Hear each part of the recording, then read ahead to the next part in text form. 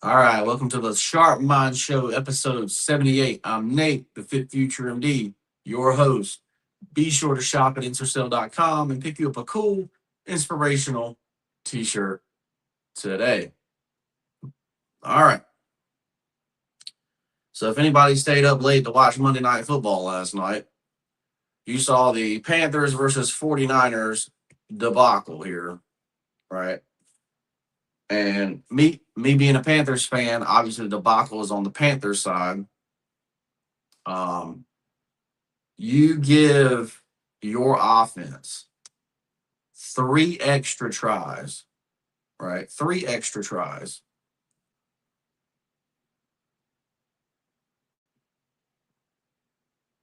Three extra tries, right? And they only get 3 points. They only get 3 points off those three extra tries. Number one. Number two, you got one of the best running backs in the league, Enrico Dowdle. You give him 6 carries at 6 yards a carry. Only 6 carries. 10 touches total. Best running back in the league. Right up there with Christian McCaffrey, right? Right up there. How many touches did Christian McCaffrey get? Well, he got 24 carries for 89 yards. The defense kept him to 3.7 yards per carry, under 4 yards a carry, right? Or on the other side, Rico's got 6.3. All right. And then Christian McCaffrey also gets 7 receptions for 53 yards, right? 7 receptions, 53 yards. Make it make sense. Make it make sense to you, right? Whole third quarter, you got Chuba Hubbard in there. Chuba Hubbard ain't doing, well, I mean, he did all right too. He got 5 yards a carry, right? So you got 13 total carries at 5 yards a carry average, right? Like, make it make sense. It does not make sense, right? Why you would not run the football more. 13 total carries. And that includes 4 scrambles by Bryce Young, right? So that means you drop back to pass 33 times and you ran the football 9 times. Make it make sense. Like, yes, Bryce Young was coming off a 400 passing yard game. But the reason he was able to throw for 400 yards is because they respected the running game. If you're doing RPOs, run play options, and you're not running the ball, then they're not going to respect the run pass option, right? Like, literally. I mean, you're talking about they literally had a play. We were literally first and goal, right? First and goal. And the linebackers didn't even step up to cover the run on a run play option, run pass option. They didn't think you were going to run the ball because you didn't, right? So that's number one, right, of the debacle.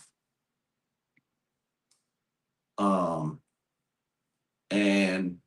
honestly, I think the Carolina Panthers just gave this game away. Like you say, if you got 3 turnovers and, I mean, Bryce Young had no pressure on him last night. None. I mean, 1 sack for 1 sack, right? Brock Purdy didn't have much problems throwing the ball either. 0 sacks on Brock Purdy, right? So maybe that was a little bit of a problem, but it was very clear that Brock Purdy was going to throw the ball downfield. He threw 3 picks. We were going to get 3 picks out of it, but he was going to challenge the defense deep, no matter what. Obviously, he doesn't really have many weapons to throw to at this point. He's basically got McCaffrey, Kittle, and Jennings. But anyway. But yeah, very disappointing with the play calling in this game. We really had an opportunity here to be 7-5 instead of 6-6. And really, our defense set it up where we should have been well ahead of this in this game. Obviously, the decision to go for 2 and missing. So it would have been 20-10. Just momentum killers, really. Like, Um, so let me know what you guys think about the Panthers versus 49ers last night. Were the Panthers just outclassed? Were the Panthers just outclassed by the 49ers, or was it the play calling that really is what separated um, the 49ers versus the Panthers? All right, so this episode is brought to you by Dylan and Davina, The Adventure Begins, which is my wife's children's book. If you have nieces, nephews, or children of your own, be sure to check out Dylan and Davina, The Adventure Begins by Amazon bestselling author Meredith Dillon Johnson. Available on Amazon. All right. So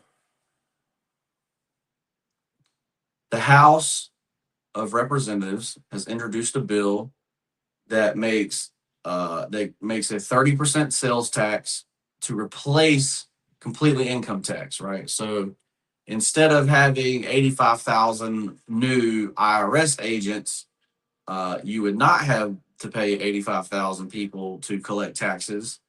You would pay and incentivize businesses to collect income taxes or to collect sales taxes for you, right?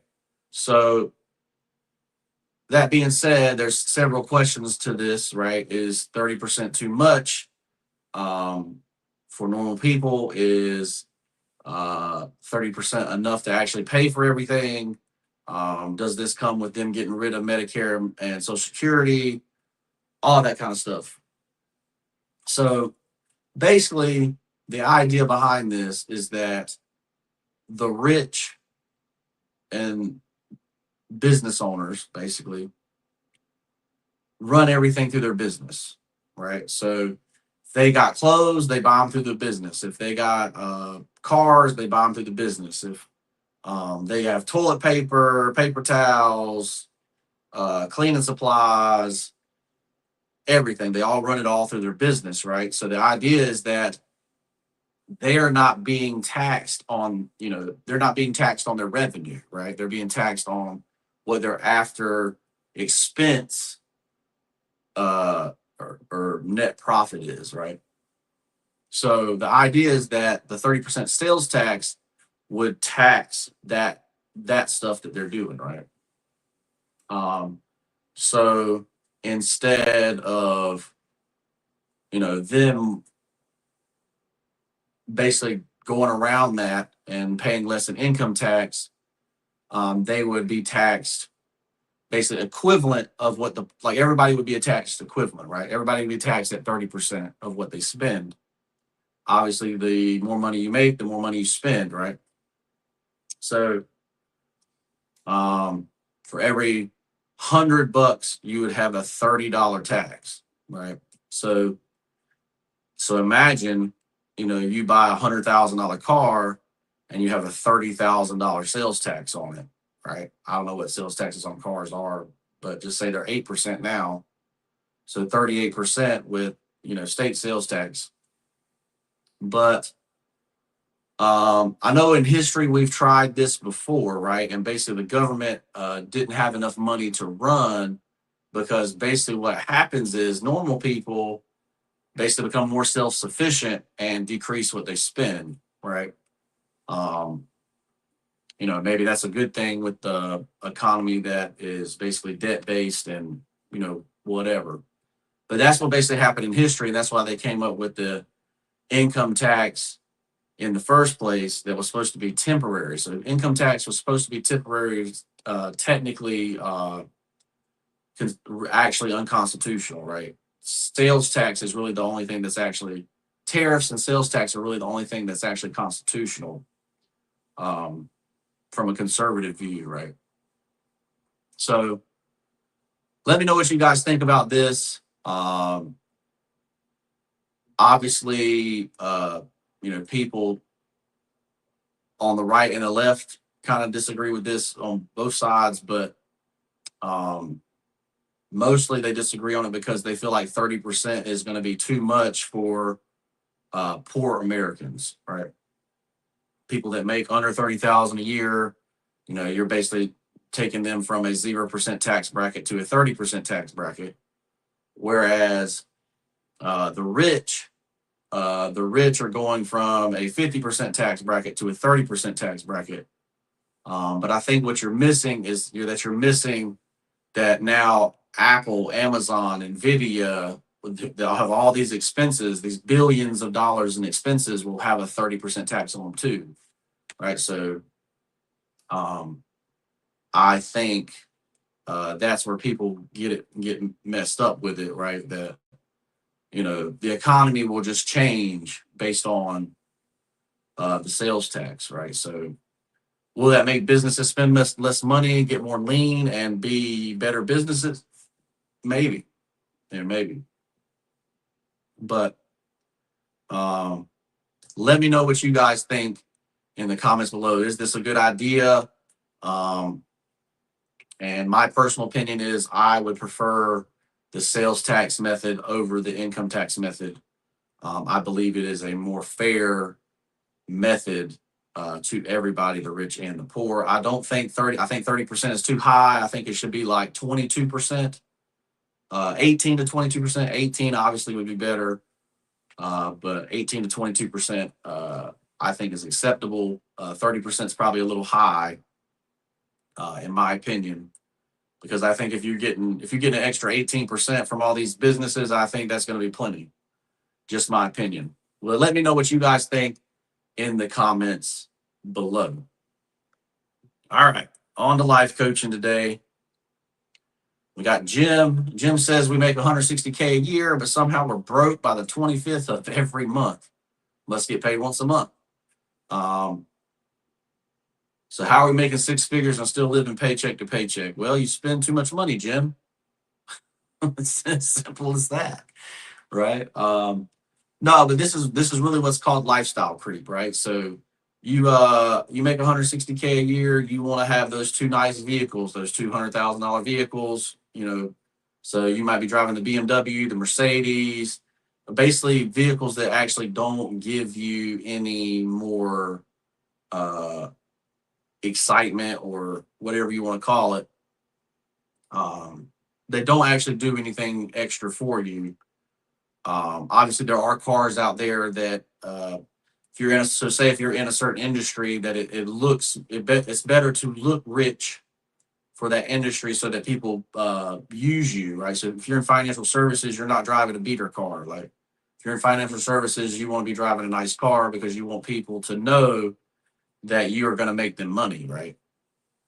But other than that, there's really no reason to have super nice cars. So you're making $160K a year. You're in the 50% tax bracket. I think might be 37% tax bracket, whatever. But just say half of it's going to taxes. So that leaves you with 80. Overall leaves you with 80. And that pushes you down a little bit, right? But so this is what you do. All right, number one, you pay yourself first, right? So you're making $160K a year. 10% of that is $16K. So 15% of that is $24,000. So you're going to take $24,000 a year and you're going to automatically invest it, right? So no matter what, you're not living paycheck to paycheck anymore. You're putting $24,000 a year away, right? And then you have to learn to live on what's left, right? So, that's where the hard part comes in, right? So you'll say, okay, well, we took 24,000 off the top, so we go from 80K, 90K to say 56K. So now you got to figure out how to live on 56K.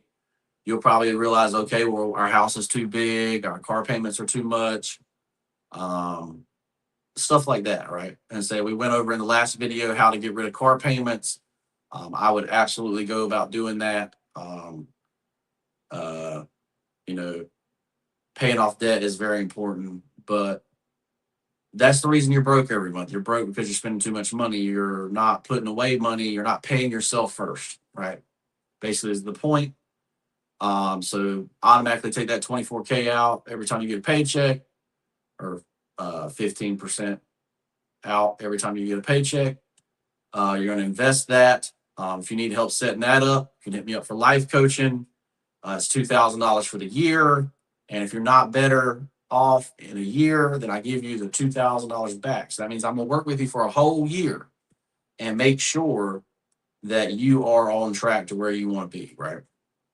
So 100% money back guarantee on that. So if you're interested in life coaching, hit me up in the DM for life coaching, and let's get you started, right? But we're going to get you back on track. You make $160K a year. There's no reason you should be broke.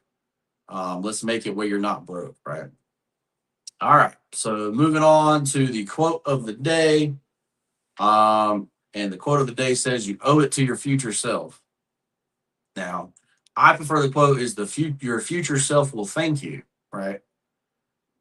Because it is a sacrifice to pay yourself first, right? Most people want to get a paycheck and just go go to the bar and live it up and go on trips and live it up. But the truth is, if you're not putting that 15% away, you're not paying yourself first, then your future self is going to be disappointed, right? Your future self is going to be where, you're not having a good time anymore because you're still in your 50s and 60s, still having to work your butt off, when you should have been easing into retirement or retired already, right? So we owe it to our future selves to pay ourselves first, right? So go ahead and do that. If you're not doing that, let's get you set up to do that. But then secondly, we use a threshold budget.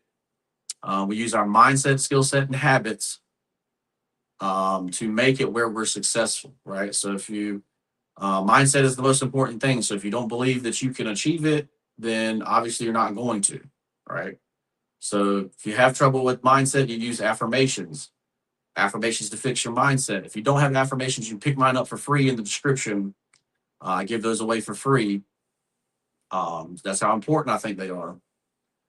But so mindset first, then you work on your skill set. So how you work on your skill set? You work on your skill set by reading 10 minutes a day to increase your skill set. So if you're trying to learn about AI robotics, you're going to be reading about AI robotics for 10 minutes a day, every day, right? And so then that's the 1% rule. You get 1% better every day. And all of a sudden you're head and shoulders above all your peers and you feel like an abnormal alien in the workplace. All right. So mindset, skill set, and then your habits, right? So obviously the reading talks about the habits. We're going to work on our health in our habits, right? Because all of it's futile if you're not healthy, right? So keep that in mind. But you owe it to your future self to have all that figured out and to be financially free. I'm Nate, and I'm a life coach. If you're looking for help to set that up, let's get you signed up for life coaching. Shop at intercell.com. Pick you up a cool inspirational t-shirt today.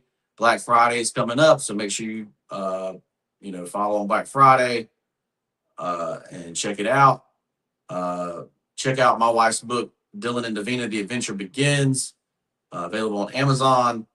And make sure you like this video, subscribe to the channel, share the video with somebody that needs it, and comment down below. Let me know what you think about it.